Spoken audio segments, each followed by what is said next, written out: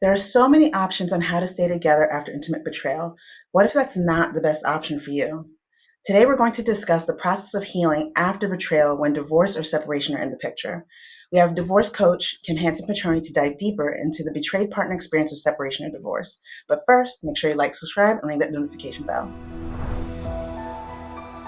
Hey, Kim. Hi, how are you?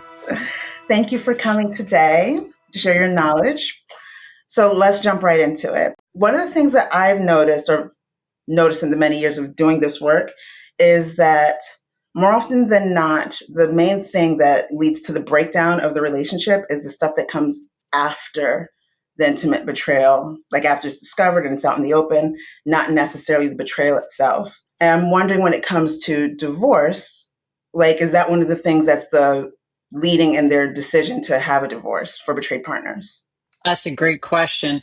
The leading into divorce piece for partners is typically due to continued betrayal and deceit. Most of the time, they can handle a lot of the behavior that happens and transpires within the relationship, especially after we had a disclosure, we get the truth out.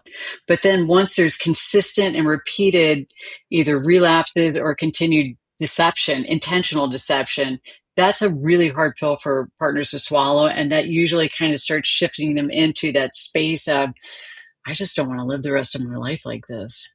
And he said continued deception. So does that Mm-hmm. necessarily mean continued lying or continued more discoveries of betrayal, or what does that look like exactly? It can actually be anything. It can be, did you let the dog out? Yes, and they didn't let the dog out. It can be, oh, I just forgot to do a check-in today when they were actually having lunch with somebody else.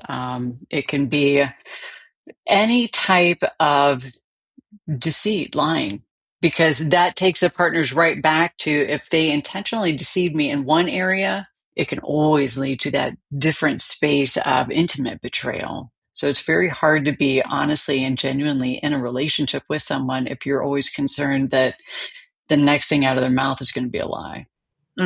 What are the particular challenges that betrayed partners go through that you wouldn't necessarily see with someone going through divorce or separation that doesn't have intimate betrayal as a part of their story?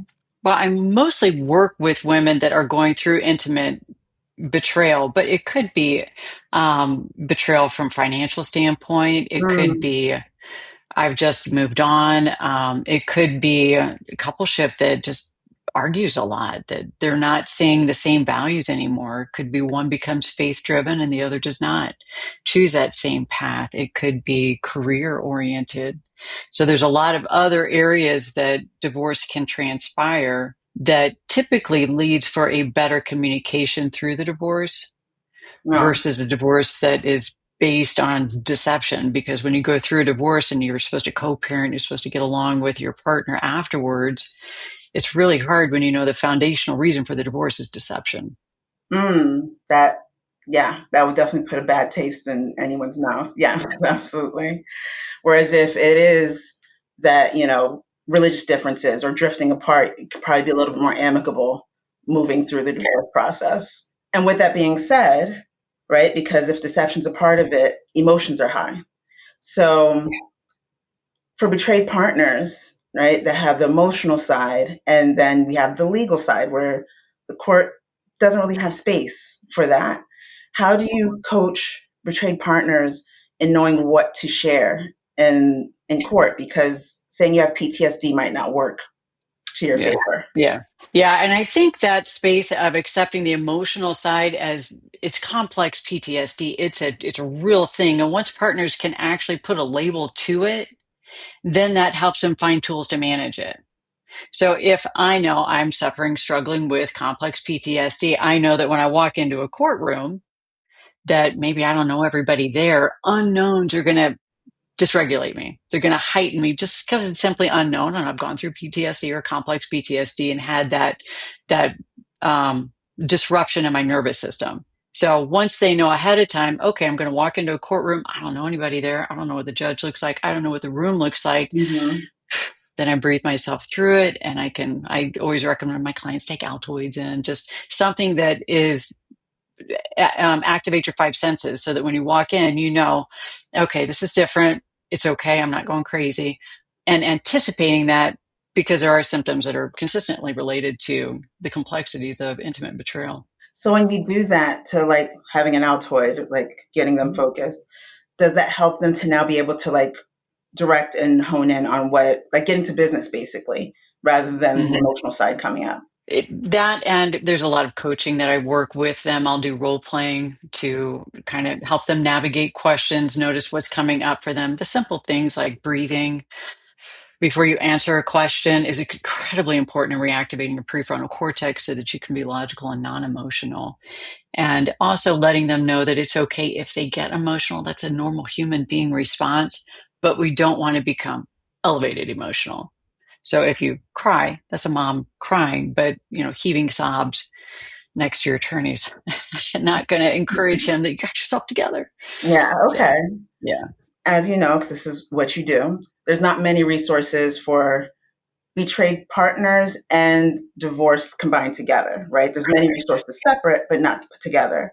And I know you are changing the scene of that. So could you talk a little bit about what are your resources that you have in that arena? Oh, of course. Thank you for asking. I've written a book that's called Not a Casserole Widow, and the book is in two volumes. The first volume handles the emotional regulation that you experience with intimate divorce or divorce due to intimate betrayal.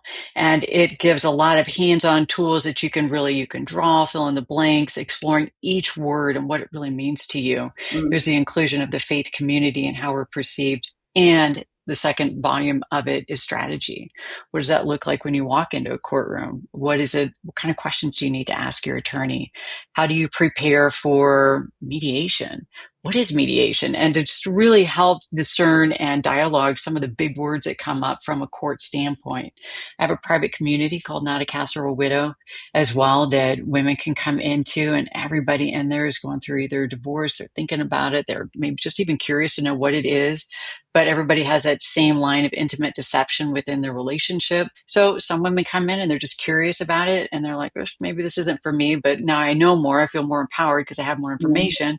Or if they walk through it, they have consistent support for that. I have an online course that's called Mediation 101, basically helps you figure out what do you want, what's going to happen in mediation, what do your days look like, how do you prepare for it.